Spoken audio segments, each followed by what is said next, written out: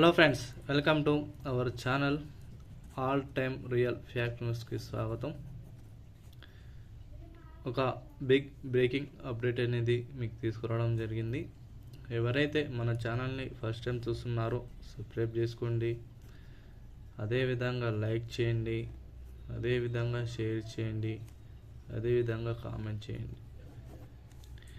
Daily మీ useful information అనేది సమయానుసారంగా నిర్దిష్టానుసారంగా మీకైతే videos అనేది అందించడం జరుగుతుంది.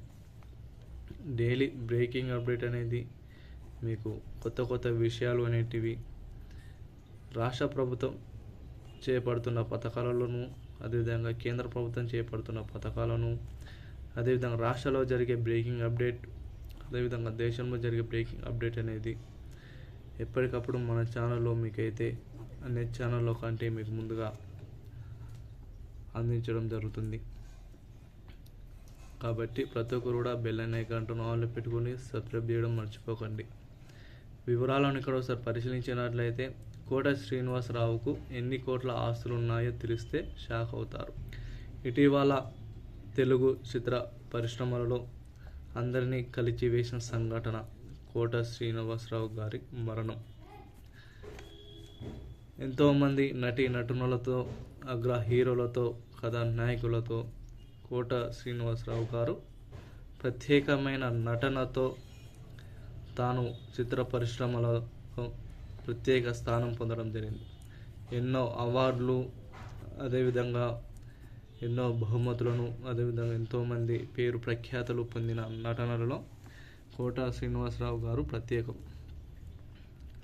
అలనాటి ఏఎన్ఆర్ కాలంలో, అదేవిధంగా మొదటగా మెగాస్టార్ చిరంజీవి నటించిన 1978లో ప్రాణం ఖరీదు సినిమాతో తెరంగేట్రం చేసిన చిరంజీవి గారితో పాటు కోట శ్రీనివాసరావు కూడా చిత్ర పరిశ్రమలో అడుగుపెట్టడం జరిగింది.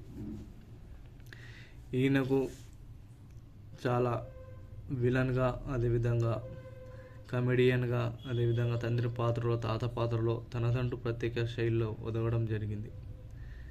ఈయన మృతి పట్ల చిత్ర పరిశ్రమలో తీరని లోటు మిగిల్చింది. ఈయనకు 2010లో జూన్ 21వ తారీఖున తన కుమారుడు రోడ్డు ప్రమాదంలో మరణించడం జరిగింది. వీరి యొక్క కూతురు యాక్సిడెంట్ వలన వారి యొక్క కాలు అయితే విరిగిపోవడం జరిగింది. అదేవిధంగా వీరి యొక్క బాధను తట్టుకోలేక కోట శ్రీనివాసరావు ఎన్నో రోజులుగా బాధపడుతుండడం జరిగింది.